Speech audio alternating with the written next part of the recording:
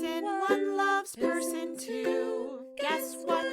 Shenanigans ensue. Person one hates person two. Guess what? Still shenanigans ensue. Person one fake dates person two. Guess what? You guessed it. Shenanigans ensue. Co-host one reports to co-host two. The name of the show? Shenanigans ensue. Yeah.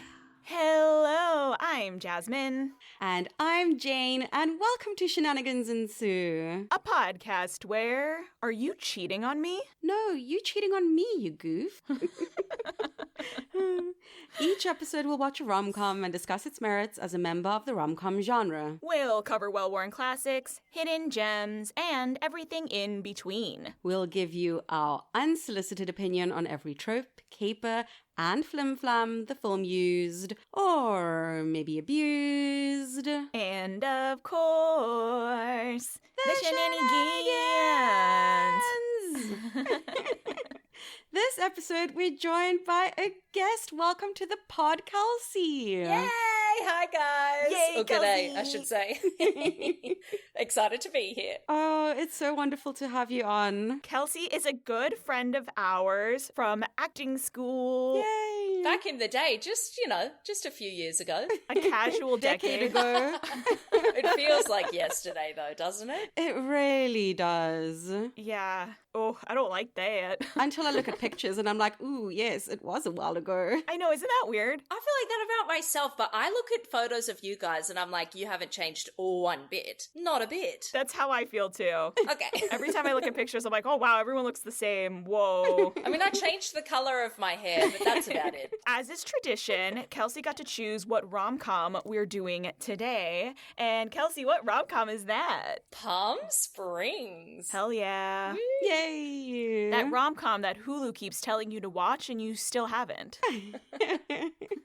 And now we're here to tell you that you should. You really, really should. And we basically never do this, but I would probably insist that people go watch at least the first 15 minutes before listening to this episode. You have to. The first 15 minutes is all you need, but I feel like it would be doing you a disservice to have you listen to this before you've done that. So that's your one warning, but I'm not here to tell you what to do. You've been warned. Proceed with caution. But you will regret it if you don't listen to her advice, just saying, because it's actually great. And don't watch the trailer. It gives too much away. You want to be surprised. Wow, that's a good tip. I made that mistake. Oh no. Before we hop into Palm Springs, Kels, what are your favorite and least favorite tropes of the rom-com genre? Honestly, I'm such a rom-com fan that there's not much that I don't love about a rom-com. Like, I guess maybe if it's like super predictable, that's not going to be my favorite kind of rom-com. So not much on that side, but on the opposite side, I have a hell of a lot that I love. I'm a bit of like a feel-good junkie. And so I just love that a rom-com is reliably feel-good. I also feel like rom-coms are so universal. Love is something that we all seek in life, whether we're actively seeking it, whether we're not. And so I love watching things that sort of make me feel like I have had a hot chocolate with marshmallows in my belly, you know? Yeah. What do we call it? Warm blankets and fuzzy pillows. Oh, yeah. The fluffy blankets. It's so good. So good. And also, like, it makes me want to write my own love story after I'm, like, super inspired for my own love life. It's so lovely. So, Kelsie, why did you pick Palm Springs? If I'm honest, I had some ulterior motives. Oh. I know. Drum roll, please. Just between the listeners and us, I have always had a super duper duper dream to get a film into Sundance. Yeah. And I just so happened to be writing a feature film. So that the listeners know, I currently have a broken foot / just had surgery on it. Aww. So I'm sitting here with my foot up in a weird funky cast and I'm writing a horror movie. I've never written a horror movie. I know I'm usually the rom-com gal, but this horror movie is set in the high desert. And so I was like, oh, I want to watch something set in the desert for like the locations. But I also have a bilingual rom-com coming out soon, and I'm writing another comedy that I have the dream of getting into Sundance with. So there was all those reasons that made me think I want to watch this film, because honestly, I saw the poster for it and a tiny bit of the trailer, and I remember being like, this doesn't look good to me. But then I sat through the trailer and realized, actually, this could be a hidden gem. Yeah. I don't know why I did the same thing. In my head, I was like, it's not giving me enough from the poster. I don't know if I'm going to like this. Yeah. Palm Springs, Yeah. I don't think they did themselves justice on their advertising stuff. And even the name. Totally. The name is kind of vague Yeah. in terms of like what you're getting. Like, it wasn't about being in Palm Springs. Not really. In any way. No. Yeah, like it could have just been nondescript desert Yeah. in America. But also, I don't know, like the casting, I was sort of like, I don't know, like are they going to work well together? I'm not sure. You know, not to spoiler alert, but like it really worked. It really works. It's such a gem. I'm so glad you guys enjoyed it as much as I did. Yes, absolutely. Oh, yeah, I adored this one. This has skyrocketed into like my top 5 rom-coms for sure, easily. I want to know what your top 5 are. Oh, it's probably just a lot of classics and then maybe like super cheesy stuff. We do love our cheese. The Holiday's definitely up there. I Oh, love yeah. The Holiday. I also really loved Falling for Christmas, so Yes. cheesy. Like stuff like that. Love Actually. Yeah, I'd have to sit and actually make a list, but Well, you have a list at your disposal. Like you can quickly peruse. I'm not saying you should do it now. The Wedding Singer, that one was so good. Oh, Oh, yeah. I love The Wedding Singer. Yeah, so stuff like that. But this one has gone up so quickly in my mind. I loved this. Yeah, me too. I'm literally like, I want to go knock on my boyfriend's door at like 10:30 a.m. on a Wednesday and be like, hey, you can't work anymore because I need you to watch this with me right now. Luckily, it's a quick hour 30, which we love. Gosh, they really nailed it too. Yeah. Yeah. They managed to find this beautiful middle ground between sitting in moments that are serious while still keeping it clippy, keeping it fun, keeping it funny. Yeah, like it felt long in a good way. Yeah. Like they allowed certain moments a chance to breathe, Yeah. which was just amazing. Mm-hmm. It never felt like it was rushed. It never felt like the storyline suffered from not having, you know, a 2-hour-long runtime. Right. Like you said, it breathed. It also was kind of complex for a rom-com. So complex. It was. Right? It gave us like 3 hours of movie in an hour and a half. Yeah. Mm. I mean, this is why it did well at Sundance, I guess. Yeah. Well, We should just jump into the plot synopsis. let's do it. And again, this is your last chance. If you haven't watched it, you should watch it now because I'm gonna spoil it in 10 seconds. Yeah, get on it. Hit that pause button. Niles and Sarah meet at Sarah's sister's wedding and naturally go deep into the desert to hook up, as one does. Yeah, you know, casually. Don't we all? Isn't that how all hookups start? When Niles is attacked by Roy, Sarah chases him into a cave. When she wakes up, yesterday is still today. She's been sucked into one of those infinite time loop situations you might have heard about. Shenanigans ensue. Goodness gracious. Everything up until the time loop is established felt so confusing. Like, I just couldn't for the life of me figure out why Niles didn't give a shit about anything. And then the clarity that comes with the reveal. Fantastic. I went back and watched the first 15 minutes again. Fascinating how much groundwork they lay in that. Truly. Oh, I'm going to have to go back and rewatch that first little bit. Yeah, I do. It was interesting watching this with you girls because I had watched the full trailer and they do allude to all of this stuff in the trailer. So don't watch the trailer. Well, now you know the synopsis anyway. But like, it was interesting watching it with you guys because I was like, Oh, you I knew wish I hadn't already. watched the trailer because I knew what was happening. Oh.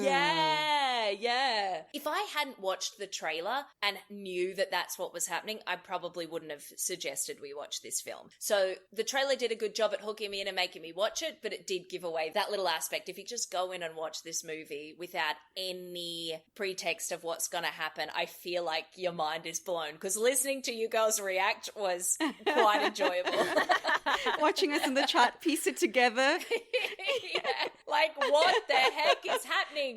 There were so many what-thers is in the chat. I truly, like, the things that I wrote down for the first 15 minutes, I couldn't stop writing about all the ways that I couldn't understand why Niles was being weird. I was like, you have a wedding tonight. Why did you jump into the pool with all of your clothes on? Why are you wearing the clothes you wore in the pool to the wedding? They're filled with chlorine. They're, like, crunchy. I was like, was he in love with the bride? Like, what's going on? Is he having a breakdown because the love of his life is like gotten away and he's going to fall in love with like someone else at the wedding? You know, I had no idea where this is going. Yeah, and then the way that in hindsight, I'm like, oh my gosh, the dance floor choreography, because he's done it 100 times. Oh, yeah. That he could do it exactly. Yeah, so many little things. The fact that he knew all these intimate details about certain people and was so comfortable with them, even though he'd only just met them, and then going into the desert and getting shot by Roy and knowing who the hell Roy is. Yeah, being like, I'm bleeding out, no biggie. Just go back to the party. Yeah, don't follow me, leave me be. Yeah. Oh my God. Question for you guys. Would you, in that situation, you've just had a cheeky hookup with this hot dude in the middle of the desert during a wedding, your sister's wedding, and then he gets shot with an arrow and disappears into a cave. Would you follow him or would you take his advice and go back to the party? Oh, good question. I would have made this whole situation worse because I would have called for paramedics and we all would have gotten stuck. I would have called the police. I know myself, I can handle a lot. I don't have the capabilities to handle the situation on my own. Yeah. I want to say that I'd be the person that goes in after him and gets sucked into the time warp and all of this happens, but I have a feeling I might have just like ripped my shoes off, run screaming back to the wedding, and then been like hyperventilating, and everyone would be like, she's just had too much to drink. Honestly, that's so real. Typical Australian. If I think I'm about to be most dangerous gamed, I think I'm running back to the wedding. Yeah. To be honest, I wouldn't be following a stranger into the desert in the first place. I don't know. Andy Samberg was kind of hot in this movie. I've never been like, oh, yeah, Andy, get it. This movie, I was like, hello, I would be following you into the desert. I've always felt that way about him, but I feel that way about basically any comedian. Yeah. That's why my favorite Chris is Chris Parnell, because he makes me laugh. Hot, sexy, hot, I mean, wait, let me backtrack. I'm getting too excited here. Funny is so sexy. Yeah, there it is. It's so attractive. I'm like, hot, so hot, sexy, hot, so I'm drooling. funny. I'm just thinking Hot, about it, funny, I'm drooling. Also, I'll send you a picture in the chat of him with a beard and glasses. Oh, yes. Send me that photo. Anywho. This whole podcast is just going to be an hour of us laughing. I'm down for that. Have fun editing. We're going to have such good six packs after this. Get a real workout. Abdominal muscles are fully engaged. So now that we've done our general thoughts, Let's hit those tropes. yeah. We have messy love lives. So freaking messy. Oh, Sarah. I don't think people understand. I am the biggest sci-fi girly. I love a time loop. It is a trope. This made me so happy. Oh, me too. Also, I think everyone knows that you are a sci-fi girly. It's no secret. Okay, good. People should know. If I haven't made it clear, I apologize. You've made it clear. We've got so many montages.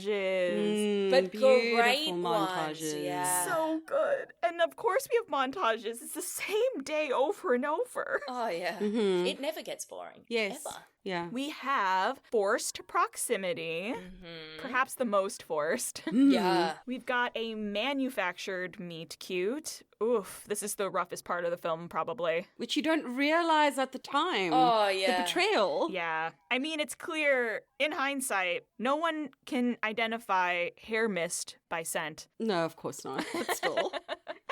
We've got a slow burn, sort of, from Sarah's perspective. Yeah, exactly. But I love that it's a slow burn from her perspective and not the other way around, you know? Yeah. The one-sidedness is quite interesting. Yeah. We have a dramatic chase, And we have a grand romantic speech. The This speech is one of my favorite was speeches. amazing. I love this speech so much. It was actually good. And she doesn't even want him to do it, which is the Yes. appropriate reaction to a grand romantic speech. Okay, Kelsey, you are guest, so you get to choose which trope we discuss first. Oh, wow.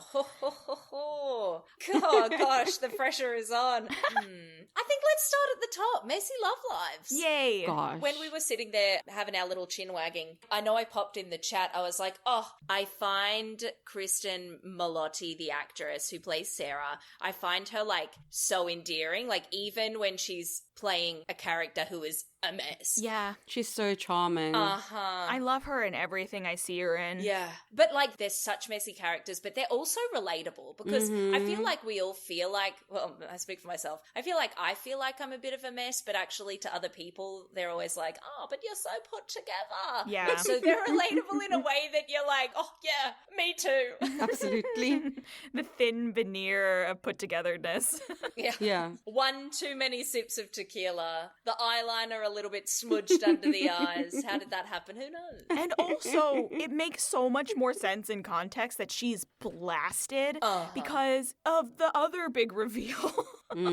Gosh. Which Jasmine called from like a mile away. It was because of the sequence that they put together. When she goes and whispers to her sister, and the loop did a very specific cut to the shower, who's in the shower, that was for me, oh no. They chose to do the shower cut after that loop. The secret is, yeah. It's rough. Oof, that hurt. Well, I don't feel like my detective skills are as good as yours because I did not pick up on that. I was just like, "Do-do-do, it's all good, they're gonna fall in love." And then when we saw him, I was like, no, what do you mean? You're just destroying my heart. Which is actually, what a great reveal. And like you say, it's so clever because it makes everything in the lead up make so much more sense. You're like, oh, there's a reason why these characters are the way that they are, which is often something I think that's missed out in a rom-com that isn't executed as well. Yeah. Because everyone has a reason for being the way that they are. And also seeing it then, once you've had the chance to fall in love with this character, if you saw it at the beginning, you might have been like, oh, what a bitch, you know? But you don't, because you're like, oh God, you're just doing the best you can with what you have, and we are all doing that. Yeah. It's also because at that point in the film, you already think you've been hit with all the surprises, right? Yeah. Already starting off with the reveal that Andy Samberg's girlfriend is hooking up with someone else, like that's right at the top. Then when Sarah follows Niles into the cave and you figure out it's a time loop, like you kind of think, okay, there's no more shocks. We're just going to watch these people fall in love. Yeah. They did such a beautiful job too with her emotional journey of this lovely night that they've had together from her perspective, their first. Yeah. And then the falling asleep in utter happiness into her waking up in a feeling of devastation is just beautiful acting work, beautiful editing. And writing. Yeah. It's a special kind of torture for both of them in different ways. And you can see why it's so painful for her, because she's having to relive her worst moment and wake up to her worst moment every single day. Yeah, and by the end of each day, it's almost like she's falling in love with this new guy, Yeah. even if she doesn't want to admit it to herself. And she's changing and she's learning and she's growing as a person because for her time has passed. And then to just be smacked in the face every morning with that reminder is like, just to like drag you back down every time you start to break free. And I think it's so impactful, the reveal, because we're getting these close-ups of their faces every morning when they wake up through some of the montages and these small smiles on their faces. And it feels very intimate to be lulled into that sense of safety. And then bam! She slept with the groom the night before the wedding. Woof. Yeah. Imagine also having to relive a day over and over again by yourself where you're only known in relation to the date that you came with. Nobody here knows your name. Yeah. Worst nightmare. You're reliving a day over and over again with people you don't even have an emotional connection with. Like, you have nobody. It's awful. I never thought about that, but yeah, it's so hard for him. She at least has her family there. Yeah. He's got no one. Nothing. Especially because, I mean, it adds to some of the humor of it as well. But he knows everyone, their history, and he says something and someone looks at him like, wait, who are you again? Yeah. Ugh. And the only person he had a connection to is the cheating ex who he's isolated himself from at that point. Yeah, who you can see how they would have had this, like, cheeky banter, and they're both attractive humans, and they both like to have fun and have some beers connection in the beginning. Yeah. Maybe it's even, like, a bit casual, you know? Yeah. And so to be trapped there with her, oh my God. Imagine every day you try and break up with someone and you wake up the next day and you're still in that same relationship. Oh my God. And still surrounded by strangers. Awful. Yeah. At the end, every single time they kept saying Misty's boyfriend, my heart broke more and more. I was like in pain. In the way of messy love lives, I feel like I'm jumping ahead here. No. But, like, I loved the line where the first time the two lead characters have some cheeky shenanigans in the bedroom.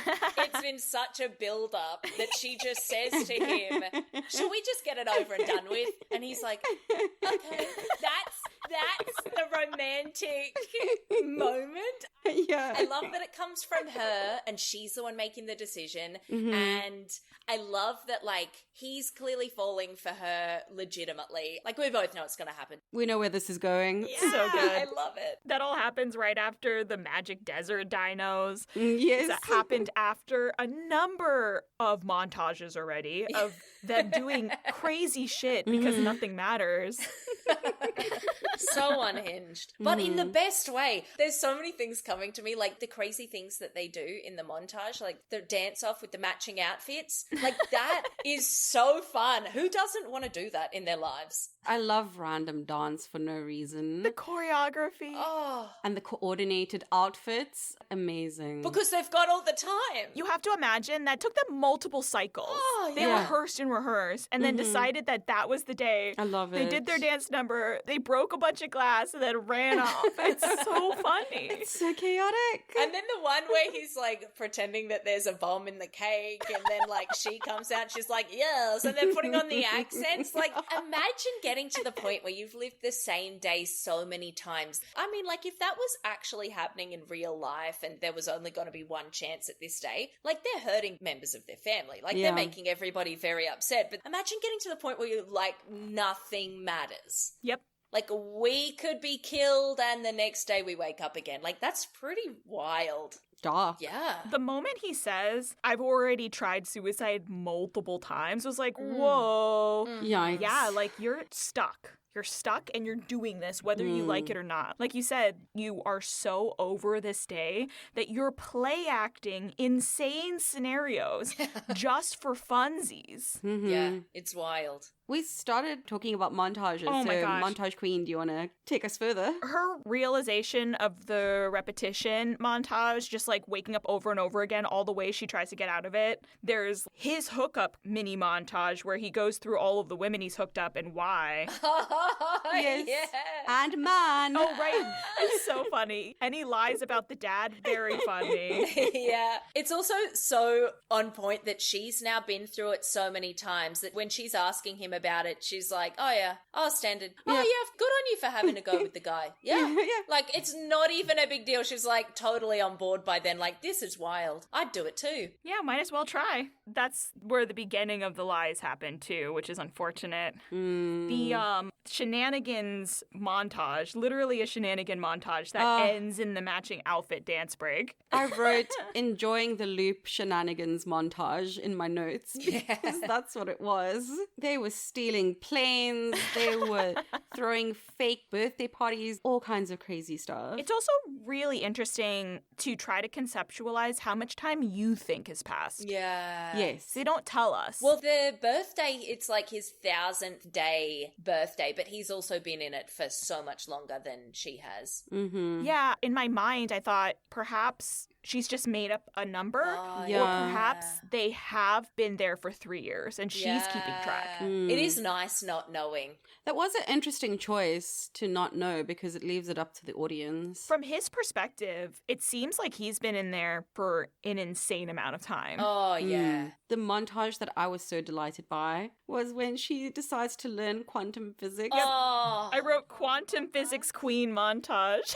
Fantastic. that was my absolute absolute favorite. What a legend. Oh, yeah.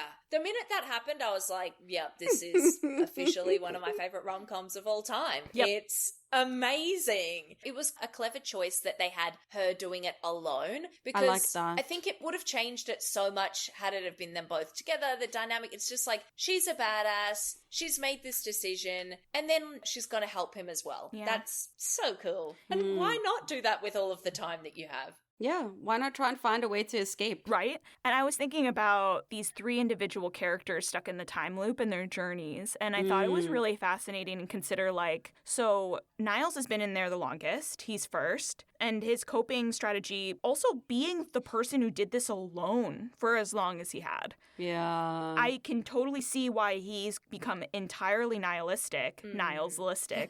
And there's a beautiful relationship between the two of them besides their romantic chemistry, because his ability to like guide her through the realities of what's happening and kind of ease her into it, I think expedites and also creates a space for her to say, hey, maybe we can get out of this. Yeah. I'm not trying to figure this out by myself, so now I can go over and try to learn quantum physics. We have to imagine this is at least, minimum 6 months realistically. She's probably not talked to him for like a year or 2. Yeah. Well, we get the sad boy searching for Sarah montage before she has her quantum physics montage. So it is a good amount of time. Yeah, they just hooked up, and the very quote next day, she's gone off to do this, and he doesn't see her for probably a couple of years. Like, no wonder he goes crazy and Yeah. goes and tries and find Roy. That makes sense. And so each of the characters has this really interesting journey of like Niles just goes completely off the deep end and doesn't care about anything and becomes self-destructive. Sarah decides to reach for science and try to find a way through. And Roy, having been dealt a bit of a taste of his own medicine, the way that he was brutally injured and then had to live out the rest of that day before getting a reset, I feel like that moment has given him some sort of like spiritual clarity. Yeah. Because he never comes back. He was more zen. Yeah, so it's like each of them has like a very individual reaction to the realities of life, like how people actually cope with existentialism. Yeah. It is an interesting point that you make, though, about Niles helping Sarah on her journey, because I agree that she may have gotten to that same point. But Eventually. yeah, but like you said, he helps her with a lot of the phases of grief, I guess, Yeah. in a way, being stuck in this loop. He basically gives her a fast pass through all of that. Yeah. Who knows how long it would have taken her without it? Or if you're too sad and too far down that hole for too long, who knows if you ever get out? Yeah, you get stuck. Yeah, 100%. And I think as well, there could also be an aspect of her knowing that she's not alone in there. Like, he felt like he was alone because it was just him living this thing again and again. And so, yeah, like you say, he sort of gets stuck there. Yeah. But she knows there's other people that also she can help. And so it's not like, oh, this is just me trying to help myself. It's like, It's a strong motivator, yeah. I want to help him too. And Roy, because she knows he exists, even though they haven't had such a great experience. It's so sweet that she finds his number and calls him. Yeah. She like goes out of her way to text and make sure that he knows. Yeah. I love that we got that button right at the end. Me too. I want to go back and talk about the grand romantic speech Yay. because it's beautiful and funny. She stops him before he even gets to start. You get one sentence, go. Yeah. You get one sentence, and does he drag and loophole the shit out of that sentence by saying all of the grammar, Comma, to get these semicolon, crazy run-on sentence. ellipses. It was so funny. Oh, he says ... and she's like, ellipses, yes, thank you. So it was funny, but it was also really beautiful and really moving, and it felt real. And unlike in some films, there were real tangible stakes Yeah. in the speech, right? They don't know what's going to happen. For the first time, they don't know what's going to happen. Yeah. Like the risk is death or another dimension or being separated. Like you just don't know. And at the end of it, he's like, okay, that's my sentence. And she says, that was a grammatical nightmare.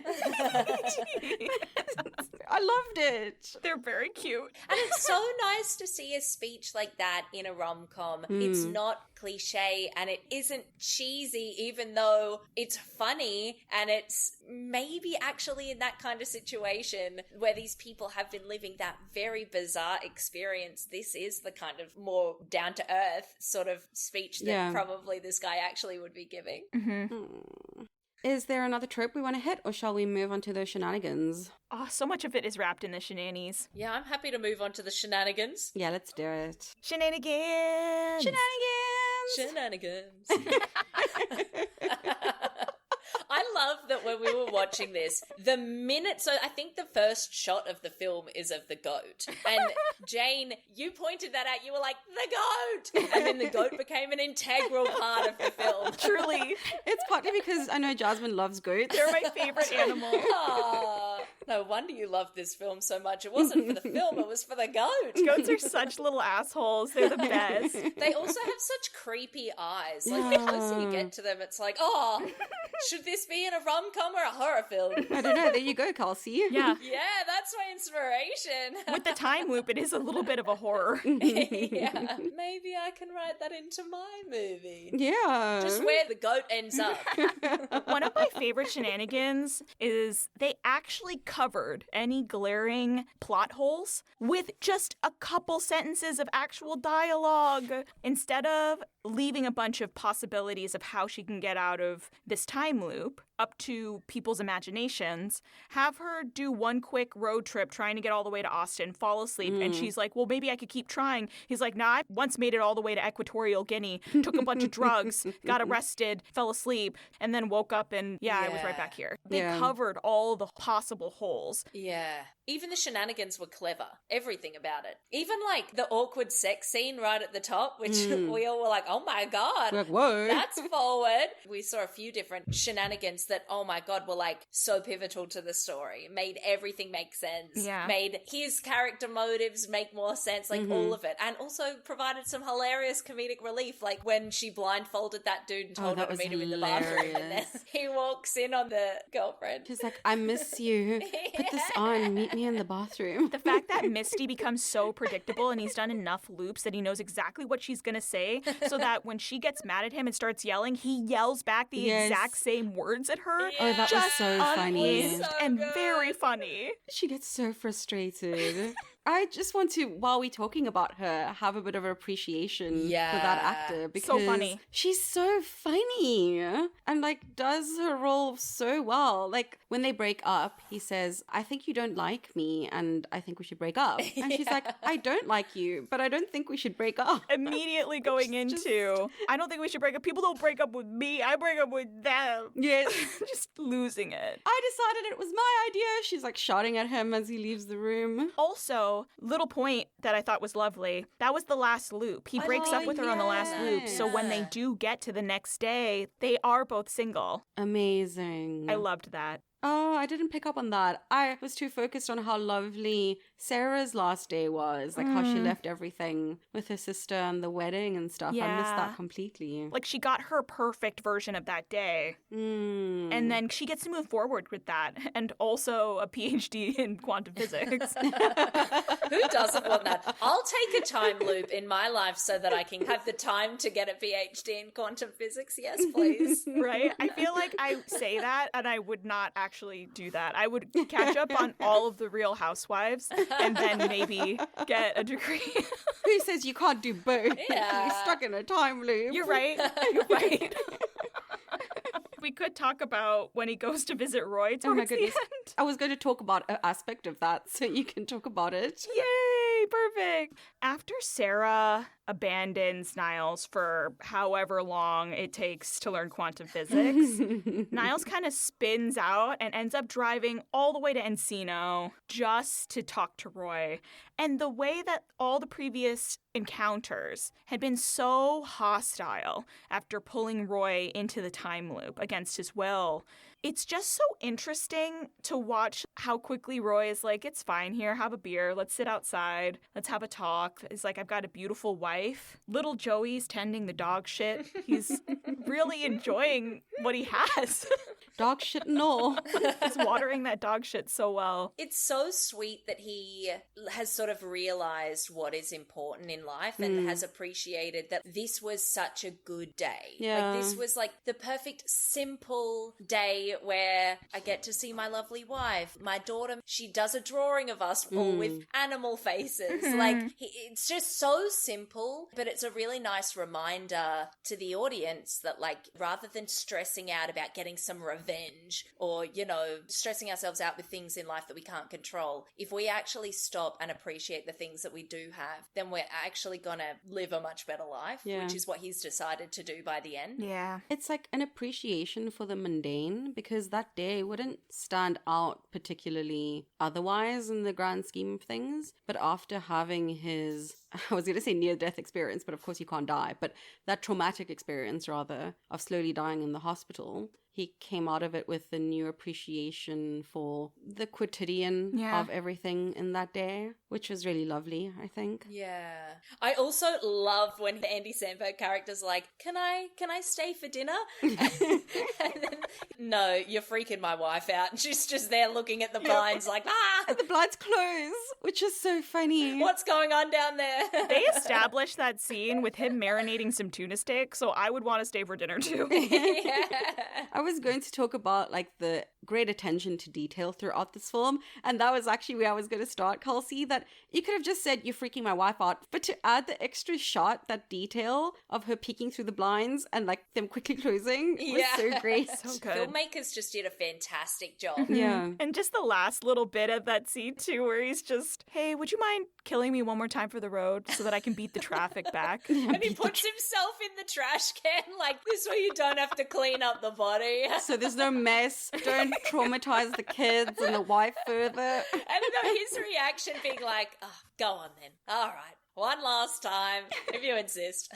In terms of costuming, I thought it was really fun that we saw Niles at the beginning, as we've spoken about, this crazy chlorine-filled outfit. But then when we flash back to how Roy ends up in the loop, he's in his black suit. Oh, yeah. I wonder how long he kept getting dressed up. Yeah. That was such a good one, too. Imagine having that whole hangout with Uncle Roy, getting completely blasted on shrooms or whatever in the desert, and then just being too high to realize that you shouldn't have told him to go into the light. Just because Roy made a passing comment of like, I wish I could stay in this day forever, and in Niles's drug adult brain. Yeah, be careful what you wish for. Can I also point out that wedding looked so fun? Yeah. I don't feel like I need to get married in my life, but like I want a ceremony of love like that, just for the fun. Yeah. Also, now that we're talking about that too, when she does the final loop and she gives the beautiful speech and we have this perfect wedding and she gives the groom the look of, hey, don't fuck this up again. Who was that? That was their grandma? Their gran or whatever? Yes. Oh, she's so sweet. There's a non-zero chance she's in the loop too. Oh, yeah.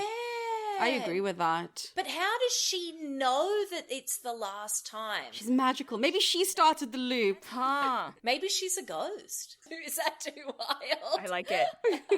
She's watching on. Oh, maybe she's the goat. Maybe she's been reincarnated as the goat. If anyone is reincarnated as the goat, it was the groom, because he also has some quite intense eyes, just saying. He does. Oh my word. Speaking of the groom, can we talk about the part in the loop where Niles figures it out? God, I love that. And confronts him? That he's just laying in the bed with all the guys sitting around. Because they do this thing with the hair mist and they really take it to the furthest level. Yeah. And then he comes up to the table with the newlyweds holding the groom's pillow and be like, does anyone else here wear this hair mist? No? So messy. I love it. Oh, something that was also a really satisfying payoff was with Niles's loop. Every day he starts and his current, who knows, girlfriend says, wake up. And we end the Sarah disappearance by her being the one to say wake up. when he sees Sarah's back. Yeah, that was a great scene. It was also nice feeling like she'd done so much of her own sort of self-work on this quantum physics journey that she was also then allowing herself to feel the things that she was feeling for the Niles character. And so it was a nice, sweet moment to have her in there, even though it was ruined by Misty being trapped outside. I love that so What much. is this part where it says paying for chocolate with $100? Oh, the kid at the burrito truck. Yeah. He gives this kid $100 and he's like, keep the change, but promise me you'll spend it all today. At one point I had to dash to the bathroom, but I didn't want to stop the movie. It must have been that. Gosh darn it. Now I need to watch the whole movie again. Oh no. I wonder if, like, my brain keeps going back to it, and I was thinking about the money. So he doesn't remember what he does as a job. It would take like 100 years to not remember what you did for work. Yeah, or longer. Yeah. Honestly, I think longer than that. Yeah, right? Like, that was me trying to be generous. Like, Yeah. 300 years to not remember. What was interesting about that, though, is they didn't definitively say if he genuinely forgot or not. Yeah. Because she pushes back on him not remembering and not wanting to talk about their previous lives. And I don't know, it was like played ambiguously by both of them, for me at least. Well, it does feel to me like that character probably has changed so much that he may very well have just been embarrassed about whatever he did before. What was tripping me up, which is why you shouldn't pick at the concept too much of a time loop, but I was like, wait, everyone else is basically stuck in a time loop as well, but they're just not self-aware about it. Like, I started to think about it a bit too much. That's the quantum physics part, is that these are alternate realities and they're all moving forward in theirs. I know, and that's why I had to stop, because I was going to break my brain. Oh, okay. I just watched too much Star Trek. Because it's like, they trapped too, they just don't know they trapped. No, this is just an alternate reality. None of them are trapped. They all move on with their lives. But in the other reality, in this one, they are trapped. No, but no. Each day is a new reality. Each day they get ping-ponged into a different version of the reality. That's wild to think that there could be that many realities. That's why they all keep moving forward, because they're all living a linear existence. Yeah, science. Hey, I love it. I know we didn't cover the dramatic chase, and I'm not trying to hop back to the whole thing, but an aspect of it is at the shooting range, he pretends Oh, to be God. Spud's son. Oh, that's so good. That's one of my favorite things. I'm your son and I need your help, just to get a ride. And Spud was so lovely about it. He's just like, I knew it. I know all along. Yes. And that was also the final one. So Spud's just going to think he met his son once and he disappeared again forever. Oh no, now I made myself sad. I was thinking about that as well. Please tell me he goes back. I was like, you have to keep this lie going, my guy. You're locked in now. But okay, now I'm getting confused. So then what happens with all of the people who continue their linear life? Do these two characters disappear? Is that how that works? No, so what happens is they go to sleep and a version of themselves continues in the linear timeline with them, having done the things they did that day as that new time loop continues. Okay, then in that case, Spud does get to see, Spud 100% gets to see his son again, and he just has to live that life forever. Yeah, Okay, exactly. Yeah. Great, now I can sleep easy tonight. It just requires that the time loop that Niles decided to say that specific thing to Spud, that Niles then continues the lie forever. Gotcha. Yeah. So it's on Niles. We're watching you, Niles. If anyone has any additional time loop questions, Hit Jazz up. She knows all about this. She's a pro. Don't ask me anything. I have a final shenanigan. Earlier on, we set up Niles taking Sarah to a place that he calls his sanctuary. A family is on vacation and he doesn't know when they're coming back, but he chills on the pizza floaty with his beer and this is his happy place. And so they end the movie after exploding themselves in the cave with the two of them chilling on matching pizza floaties, drinking beer and like talking about what happens now. And I love that they do the button of the family coming back from vacation that morning and being like, what are you doing in my pool? It was really funny. I really needed that. Otherwise, it was going to be an Inception spinning top moment. Yeah, Like, are they still in the same day yeah. and pretending they're not? Yeah. The family needed to show up for finality. And then he's like, well, I guess they came back from vacation on the 10th. Whoops. Roll credits, except also Uncle Roy makes one more cameo. Yeah. Oh, Uncle Roy. Roll credits again. Bless his cotton socks.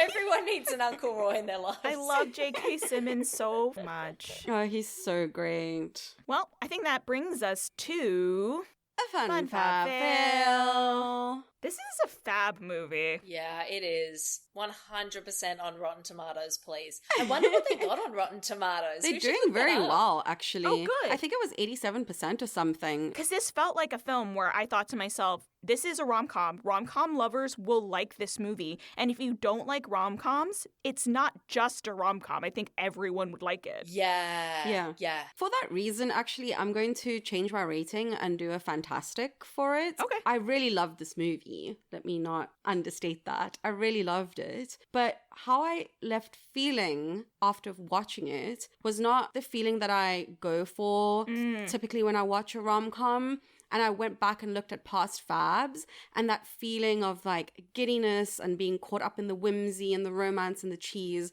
is not how I felt. I felt really tender, a little bit raw, a bit existential.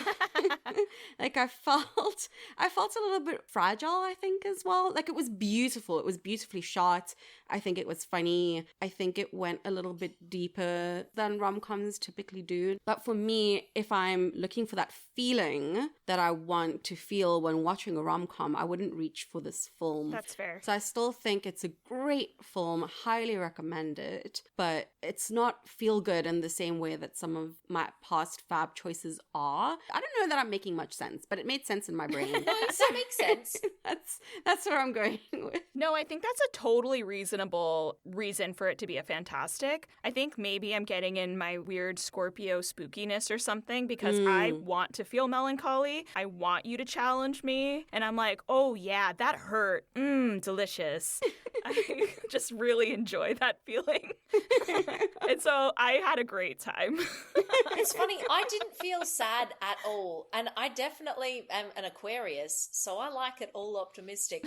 But I feel like for me, I definitely left feeling like, whoa, we can go through tough things in life. We can get through things together. We can grow and we can change and we can make things work. And then love can stand the test of that. That to me was really like even more maybe inspiring. And also I really love a bit of sci-fi stuff thrown in the mix. Yeah. Also, I was actually cackling. Yeah. It was very funny. Whereas sometimes a classic rom-com that just leaves me with the mushies, I'm like, huh. Yeah. But the humor doesn't hit me as hard. So I think for me, this actually might be my kind of rom-com. Same. This hits me exactly right. I laughed hysterically so much. Yeah. And it hit me in the feels the way that I want to get hit. Yeah. Super fair. Isn't it interesting? This is the fun part about life. There are different things in art that really strike us. Yeah. Same with, we're all attracted to different people. We're all Yeah. attracted to different kinds of art, different kinds of clothes, different kinds of foods. Yeah. And I guess that's the same with the rom-com genre. Absolutely. There's a little something for everyone. Hell Yeah. yeah. Jazz and I started the podcast in a way because we both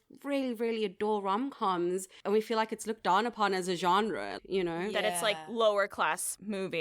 Whereas action movies are just as campy and just as silly and just as tropey, but somehow it's like not looked down upon in the same way. And it's crazy that anyone would think, oh, this is a subpar genre. Because at the end of the day, why do we watch movies? Why do we tell stories? It's mostly to entertain and bring enjoyment and inspiration to people and to make them feel good. Yeah. And yes, it's very important to, tell stories that are going to inspire positive change in the world or, hold a mirror up to society. But it's also really important to bring people joy. And that's what rom-coms do. Yeah. There's a reason why there's a romance subplot in almost every... Action movie. Exactly. Yeah. Digging into the nitty gritty of why people prefer or do or say the things that they do is like why I spent so much time agonizing over the individual perspectives of each of the characters in even this film. Like expanding your perspective on how life can be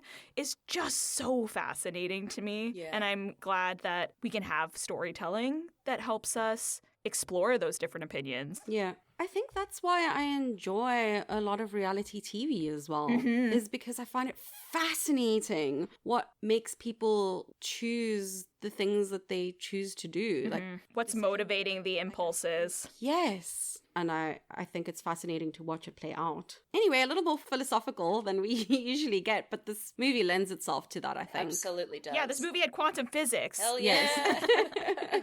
This, honestly, coming away from this movie, I'm like, ooh, do I want to be an actor filmmaker or do I want to be a quantum physicist? Time for a career change, maybe. You can live all those hyphens. Thank you. Love. Yes. Just half an hour a day of quantum physics. No big deal. Yeah. Report back in a year. Well, That brings us to... our favorite section. Give me the cheese, please. This is my favorite part. Good. Ours too. That's why it's our favorite section. Hey! So, 3, 2, 1. Chipotle honey Wow. goat cheddar. cheese. Whoa! Guys, yours are so in depth. Boy, am I hungry now. I'm going to have to duck out because I need to go get me some of that cheese. Yeah, right? I need a grilled cheese stat. Oh, yum. So, Kelsie, as our guest, it'll be up to you if you want to go first or if you want to come in later after listening to us. Totally your choice. Maybe I'll go after so that I can hear again how you guys do it. Okay, great. Yeah. In that case, do you remember who went first between us the last time? This is coming out after Hitch. I went last, right? Oh, yes, you did. Okay, you get to go first. Oh, okie dokie. So I went with habanero cheddar. This is not anything super crazy on my part, cheddar, because it's a perfect cheese. A nice sharp cheddar is a great cheese. I went with a habanero because it's a little bit spicy, like this desert, and like the feeling of existential dread if you sit too long with it.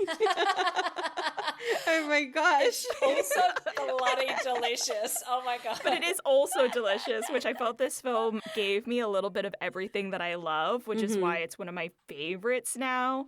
And that's why it had to be one of my favorite cheeses. So a spicy cheddar, yes please, habanero cheddar. So I went with Chipotle honey goat's cheese. Ooh. I felt like the goat needed some justice. Correct. Because we don't know what happens to her. Presumably she's okay because they're okay. But Supposedly she disappeared. oh, right. I don't like that. She might have lied. They should have brought the goat back at the very, very end. Yes, I would have loved that. Post A credit second scene. post-credit scene. Yeah. That goat should have been like in a hot tub next to them in their pool flies. Anyway, okay, so the goat's cheese. And then the Chipotle was going for a bit of a spicy vibe, partly because, like you said, desert, and also some of the sex scene stuff right at the top, but also the one that we didn't talk about where Misty and the officiant are having sex, but we can see a bit of the window while Niles and Sarah are having like their very different tonally conversation. Oh, yeah. And then, like, existential crisis, we deal with suicide. Yeah. It gets a bit violent in parts. And then the honey, because a lot of it is very sweet. It's heartwarming in a way that feels real. And then it's an unusual combination. Like, it's a surprise. This film was a surprise. Yeah. In more ways than one. So yeah, Chipotle honey goat's cheese. Oh, that cheese has all the elements. It's got it all. Just like the film. Yeah. And I feel like I didn't do spicy, but I took I don't know, I always think of spicy as being Mexican food, and Oaxacan cheese is a Mexican cheese. So Ah. we're all in the same vibe in that way. Love. So I picked Oaxaca cheese. Have you guys had Oaxaca cheese before? Yeah. Oh my god. For anyone who hasn't had it, it's like this big dense ball of very white. It's almost like a ball of twine, but Okay. very, very, very thick twine. They've twined up the cheese. And it just is like hard. Like you could throw that thing on the ground and it's gonna bounce. Oh, wow. So to look at it, you think like this is not gonna be a great cheese. I see where you're going. But then you kind of get closer to it and you see all the intricate weavings, and so you become a little bit intrigued. You know, that's sort of how we felt going into this film. At first we were like, no bueno. And then we were like, actually, there could be something to this. And then you rip off a little piece of this cheese and you realize you have a little bite and you think, this is pretty good. Like, it's a bit different. But then you put this cheese into a quesadilla and it is melted in this quesadilla and you are smacked in the face with the wow, this is actually really freaking good. Aww. And that is why I chose Oaxaca cheese. Yay. Now I really want a quesadilla. Right? Oh gosh, that sounds amazing. I had mac and cheese for lunch before we started, so I feel okay. yum. Why did I make the decision to fast before doing this? Why? Well, everybody, there you have it. That was our discussion of Palm Springs. And let us know your thoughts on the movie, any shenanigans we may have missed, or what cheese you think it is. You can follow us on Instagram at shenanigansensuepod, or you can email us at shenanigansensuepod@gmail.com. And Kelsie, where can people find you? Oh, people can follow me on Instagram at Kelsie Actor. My name is spelt weird, Kelsie Actor, ACTOR, or my film company at People Power Pictures. And I've got a bunch of very exciting things coming up, including the release of my first bilingual rom-com that I Yay. co-wrote, co-produced, co-star in. Slay. Yeah. That's so exciting. Thank you. Manifesting one of the best streamers. Yes. Yeah. So everyone can see it all around the world. Yeah. Well, we hope you'll join us next time. And until then, I'd rather die with you than live in this world without you. Emphatic period. Bye. That was so fun. This made me so happy. Yay, I know. Next time we catch up, we'll wear our matching denim. That's so fun. That's a great goal. Right? Let's please do that. Please. Hopefully it won't take us 10 years. Not again. Definitely not. I think we should all write a movie together. That would be amazing. It's got a little bit of the spice, it's got a bit of the honey, and a bit of the goat. If I get to be on set with a goat, I'm going to lose We it. have to make this happen. Love goats. Yeah.